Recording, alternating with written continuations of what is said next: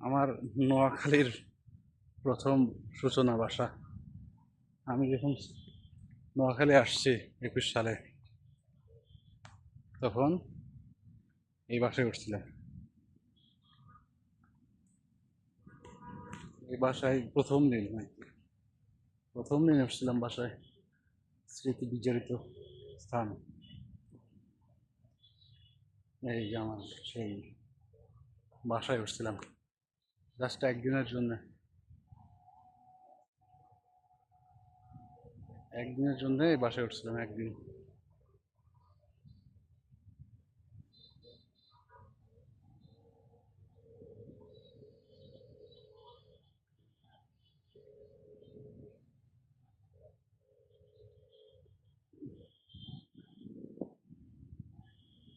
এই সেই বাসা আমার।